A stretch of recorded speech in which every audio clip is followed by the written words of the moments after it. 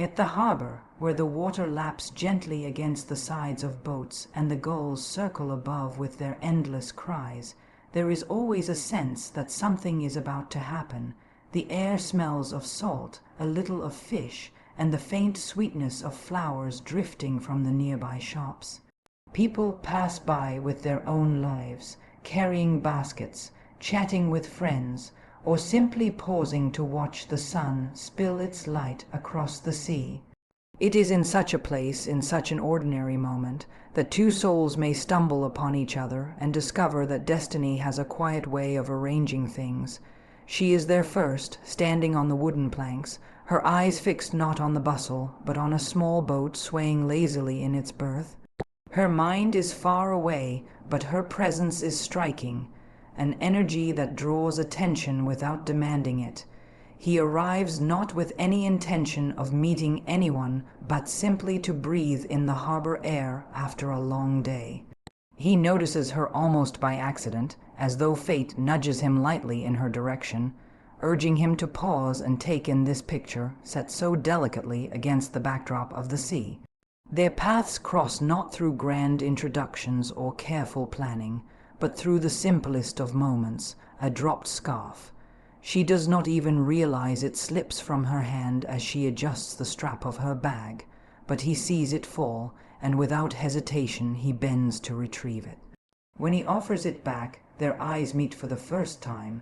There is nothing rehearsed in that exchange, nothing more than a thank you and a smile, yet the words seem to carry more weight than such ordinary words ever should.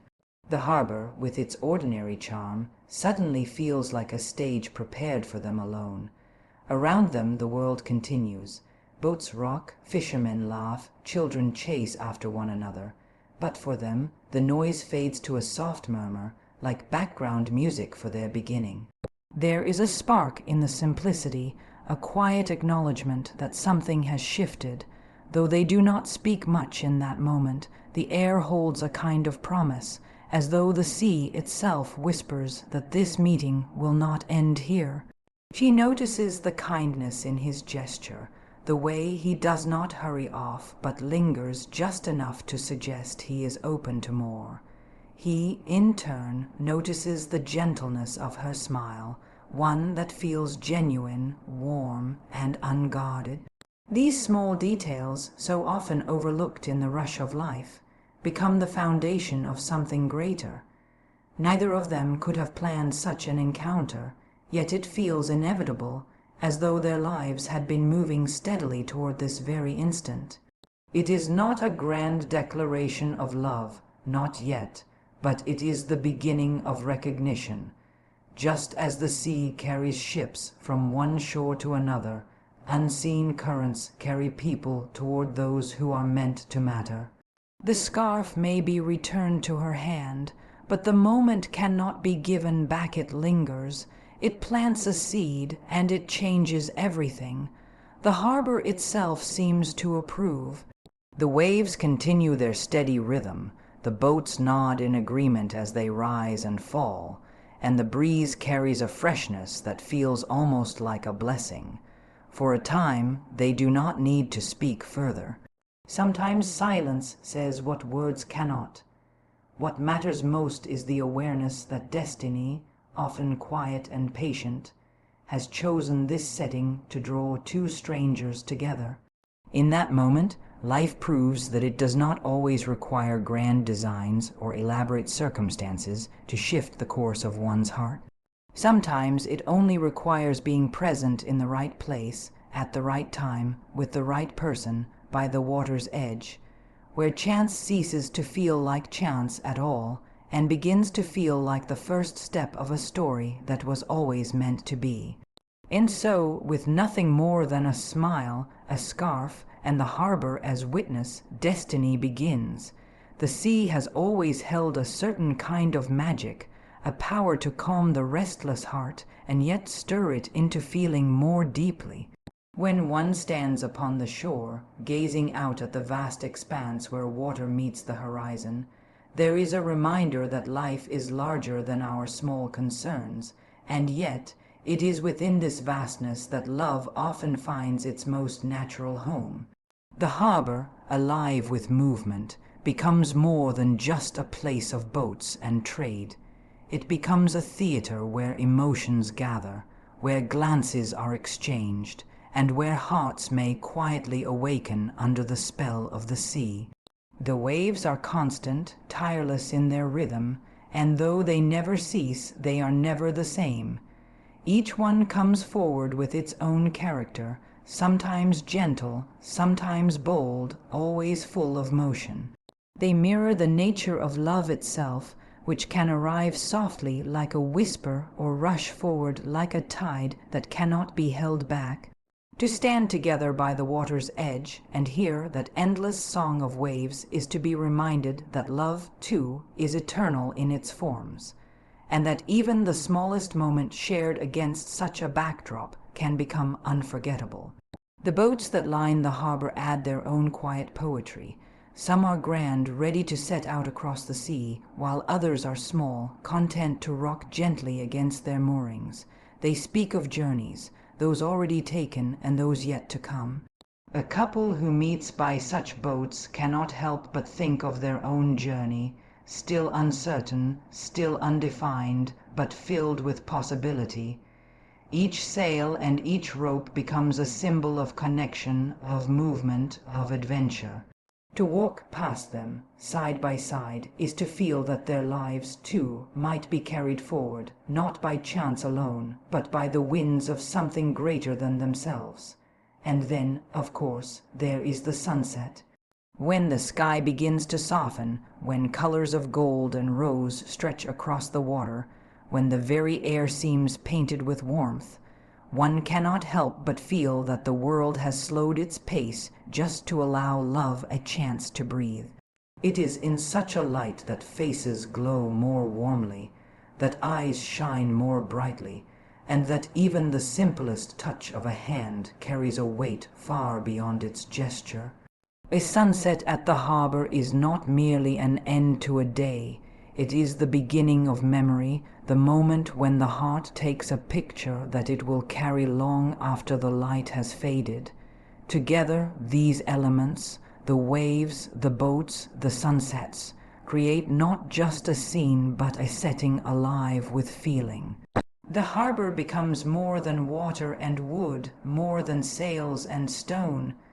It becomes a place where the heart feels seen, where love has room to unfold in its natural rhythm. Every sound of the sea, every scent of the salt air, every flicker of light upon the water seems to conspire to remind two people that what they are beginning is something real, something tender, something worth holding on to. There is a reason why lovers are drawn to the sea. It is not only the beauty, though that is undeniable, but the way the sea speaks without words. It tells of depth, of mystery, of horizons yet undiscovered. It whispers of strength, of persistence, of calm after storm. It reflects both the turmoil and the peace of the human heart, and in doing so, it offers a mirror to those who stand upon its shore, hand in hand, with eyes toward the horizon. To fall in love by the sea is to feel that nature itself approves, that the waves lend their rhythm, the boats lend their courage, and the sunset lends its beauty to what is being born between two souls. It is to know that the story, however it may unfold, begins with a blessing far older than words, and in such a place, with the sea as witness, love feels not only possible but inevitable. There is something quietly extraordinary in the way two people can draw closer, not through grand gestures or dazzling words, but through the simplest exchange of conversation. At first, it may seem like nothing more than small talk, a polite remark about the weather, or a passing comment about the boats swaying gently at their side. Yet, in such simplicity lies the seed of something greater. Words, when spoken with sincerity, have a way of uncovering what lies beneath the surface. They create a bridge, delicate at first, but strong enough to carry laughter, understanding, and the beginnings of trust. They start with the kind of phrases anyone might use. He asks if she often visits the harbor, and she replies that it is a place she comes to think, to breathe, to let her mind wander. He nods, feeling a thread of connection in the honesty of her answer. She, in turn, notices that his voice carries not only curiosity but warmth, as though his question is not an obligation but a genuine wish to know her. In these small exchanges, a rhythm begins, gentle and unhurried, like the tide itself. Soon enough, the conversation shifts from the ordinary to the personal. He tells a story of his childhood, of fishing trips with his grandfather where the catch was less important than the laughter that filled the boat. She laughs not only because the story amuses her, but because she feels included in a memory that is his, and now, in the telling, also hers. She shares her own recollection of learning to ride her bicycle along the waterfront, how she once fell into a shallow pool of water, and how her brother teased her endlessly for it. He laughs in return, not at her misfortune, but at the delightful way she recounts it. Their stories weave together, like threads forming a new pattern, familiar and fresh all at once. Laughter comes easily then, the kind that does not need to be forced or carefully managed. It slips into their words naturally, lightening the air around them. There is something about shared laughter that dissolves the barriers of formality, that allows two people to feel as though they have known each other far longer than the brief span of time they actually have. Each smile, each sound of joy builds upon the last, and what began as conversation begins to feel like companionship. It is not only the stories that matter, but the silences too. Between their words there are pauses, comfortable ones, where they do not feel the need to fill the air simply to avoid emptiness. Instead, they look around together, the boats shifting in the harbor, the light shimmering on the water, the distant sound of music spilling from a pub nearby. These moments of quiet say as much as their stories. They tell of ease, of comfort, of an understanding that does not always require words, and yet, when the words return, they come with greater depth. They begin to speak of hopes, of dreams still unshaped, of the kind of lives they wish to build. She speaks of traveling, of wanting to see the world beyond this harbor, of tasting foods in far-off places, and hearing languages spoken she does not yet understand. He listens with genuine interest and then confides his wish to create something lasting, to put his hands to work in a way that leaves behind more than just memories. These confessions are not rehearsed, not polished, but they carry the weight of truth, and in the sharing they draw closer still. What is most remarkable is that neither feels the need to impress. They are not competing for attention nor rehearsing their lines like actors upon a stage. Instead, they are simply themselves, open, unguarded, ready to let their words be the truest reflection of who they are. It is in this honesty that affection begins to bloom, in the knowledge that they can speak freely, laugh wholeheartedly, and be understood without pretense. Such conversations, though simple, become treasures. They are the kind one recalls later, when distance separates or when time has carried them forward. They are the foundation upon which love is quietly built, not with grand speeches, but with moments of genuine connection. And so, through simple words, laughter, and stories, two hearts find that they are no longer strangers, but companions in the making of something tender and true. When two people begin to fall in love, language takes on a new meaning. Words are no longer just sounds passed from one to another. They become threads that bind hearts, carrying with them not only their literal sense, but their tone, their pauses, and even the silences that follow. In love, every phrase spoken, every word shared, becomes a lesson, not only in understanding the other person's thoughts, but in uncovering the depths of their character, their longings, and their fears. To listen closely is to learn, and to speak gently is to teach, though neither intends to play the role of teacher or student. The process unfolds naturally, as if love itself is guiding them toward deeper understanding. At first, their conversations remain light, filled with the easy joy of discovery. She shares the words she treasures most, those she keeps tucked away because they make her feel safe or hopeful, and he listens as though each one carries the weight of poetry. He finds himself repeating them softly, almost to hold them in his memory, as though learning a new language built entirely around her. She, too, takes note of the words he chooses, how even the simplest remarks reveal the sincerity of his spirit. In this way, each word exchanged becomes more than communication. It becomes a bridge, teaching them how to cross into each other's world. They begin to notice the small habits of speech, the way he laughs when he struggles to find the right expression, or the way her voice grows quieter when speaking of something she loves most dearly. These little details, often overlooked by others, become precious lessons. He learns when to wait for her to finish a thought, even when it comes slowly, because he knows the reward is worth his patience. She learns to listen not only to what he says but to what he leaves unsaid, understanding that silence sometimes reveals truths that words cannot. In time, the lessons grow deeper. They do not always agree, for love does not mean sameness. There are moments when his words strike too sharply, or when hers wander in directions he cannot immediately follow. Yet even here they are learning. He discovers that apology, when offered sincerely, does not weaken him but strengthens the bond between them. She discovers that forgiveness is not about forgetting, but about choosing to continue walking together, even after stumbling. These are not lessons one could ever learn from books alone. They are written instead upon the heart, taught through love itself. The beauty lies in the fact that love transforms ordinary language into something extraordinary. A simple phrase spoken in the right moment becomes a vow. A whispered reassurance in the dark can carry more power than 1,000 grand declarations. Even the laughter they share teaches them something profound. That joy, when spoken aloud, multiplies, and that affection is often best expressed in the sound of two voices rising together in delight.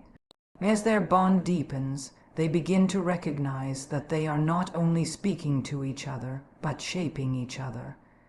Every exchange leaves a mark, however small, shaping how they see the world and how they see themselves. He finds that her words encourage him to look beyond what is familiar, to dream larger than he once allowed. She finds that his words steady her, reminding her that she is stronger than her doubts would sometimes suggest. Together, they create a language all their own, one that grows with them, adapts with them, and remains theirs alone. Through love, they come to understand that learning is not confined to classrooms or books.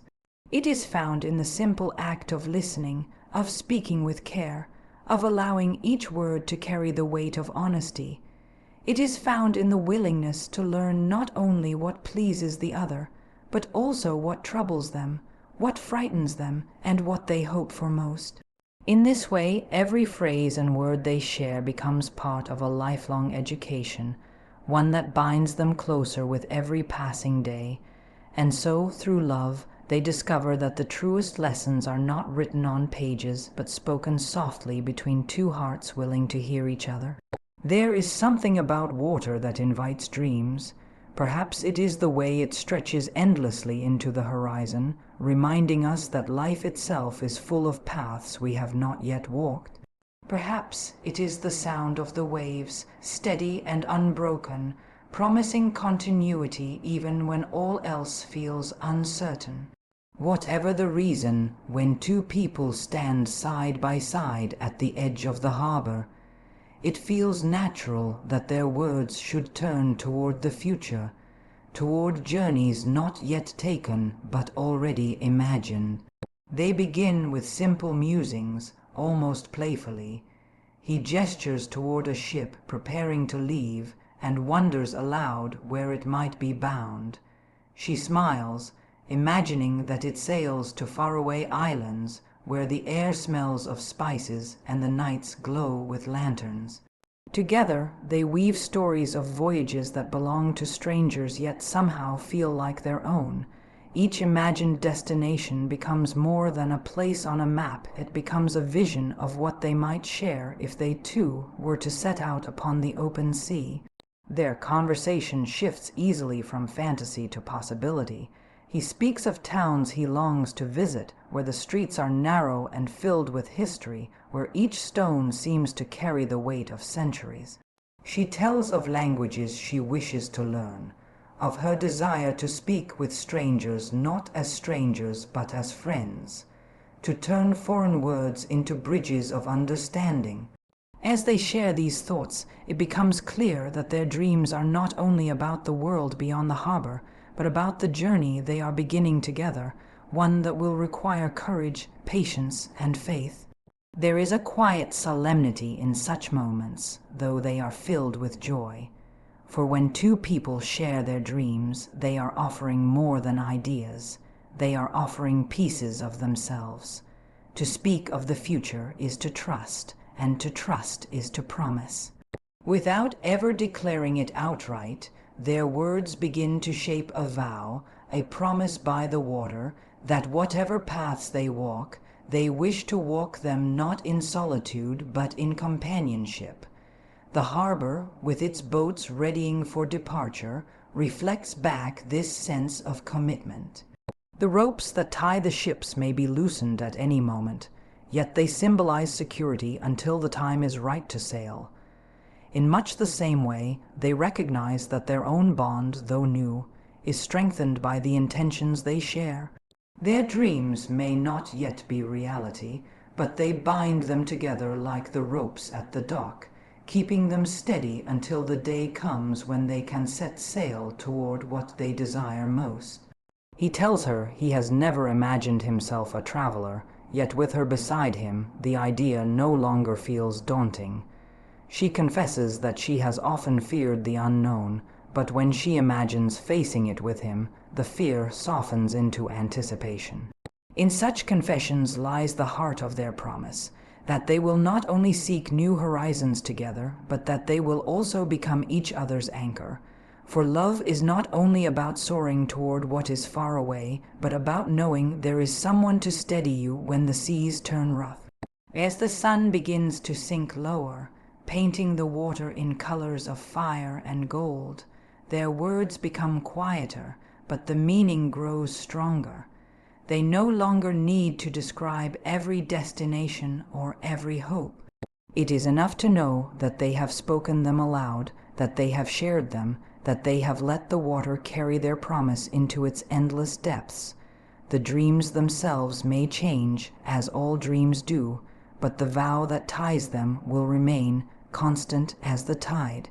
And so, standing by the water, their eyes turned not only to the sea but to each other, they dream together of journeys of places, of languages, of life itself. And in their dreaming, they make a promise that whatever comes, they will face it hand in hand. There are many languages in the world, each with its own sounds, its own rhythms, its own ways of shaping thought into words. Yet when two hearts are drawn together, it often seems that love itself speaks more clearly than any tongue ever could. At the harbor, where so many voices mingle, the calls of fishermen, the chatter of travelers, the laughter of children, it becomes evident that words alone are not the only means of connection. A glance, a smile, a silence held between two people can speak more powerfully than entire speeches. The harbor becomes a symbol of this truth, that love is a universal language, one understood without translation, one that unites where differences might otherwise divide. He does not always find the perfect expression, and sometimes his sentences stumble as he searches for the right words. Yet she understands him nonetheless, not because the phrases are flawless, but because the heart behind them is clear. She, too, discovers that even when her words falter, her meaning is not lost. In love, the smallest gesture, a touch of the hand, a look held just a second longer, becomes a form of speech all its own. The harbor, with its constant ebb and flow, mirrors this unspoken communication, for the sea itself speaks without words, and still its message is understood by all who stand before it. When they walk together along the water, they pass people speaking in accents different from their own, some in languages they cannot decipher. And yet, watching a parent lift a child into their arms, or a sailor embrace a loved one before departure, they realize that these scenes need no explanation. The gestures tell their own story. It is the same story they are beginning to live. That love requires no dictionary, no lesson, no translation. It is spoken in the tone of laughter, in the softness of care, in the courage of honesty. The boats that line the harbor each come from somewhere, each carrying the marks of its origin. Their flags, their names, their designs are all different, yet they share the same waters, moved by the same winds, guided by the same stars. In much the same way, people come with their differences of background, of culture, of speech, but love levels the distance between them. Love is the tide that carries them into understanding, showing that what unites them is far greater than what sets them apart. As their conversations grow, they begin to notice how love reshapes even the simplest words. A phrase as ordinary as "Are you all right?" becomes rich with care when spoken at the right time. A simple "I missed you" becomes more than a report of absence. It becomes a declaration of value. Even "good night" transforms into a promise of tomorrow. In this way, love teaches them that language is not only about vocabulary but about intention. It shows them that words gain their meaning from the heart that speaks them and the heart that receives them. They do not need to master every phrase to understand each other, for their connection runs deeper than the structure of sentences. At the harbor, with its mixture of sounds, its blend of voices, its harmony of difference, they learn that love carries its own grammar, its own unbreakable rules. It is understood through kindness, sustained through trust, and perfected through patience. These lessons cannot be taught in classrooms or found in books. They are discovered in the pauses, in the laughter, in the shared silences when words are not enough, and yet everything is said. The harbor, then, becomes more than a setting for their story. It becomes a symbol of what is possible when love speaks. Just as the sea welcomes ships from every corner of the earth, love welcomes hearts from every corner of life. It does not ask for credentials or fluency. It simply asks for honesty, for willingness, for the courage to listen and to give. And so, by the water's edge, they discover that love is the one language spoken by all, the one tongue that requires no translation, the one voice that always brings people closer. Thank you for joining me on this journey by the harbor, where love, words, and dreams came together like waves upon the shore. If you enjoyed this story, let your heart sail with us again by giving this video a like. Your support helps us share more English stories filled with laughter, hope, and connection. Don't forget to subscribe so you never miss the next chapter in our storytelling voyage. Until we meet again, may love and language always guide your path forward.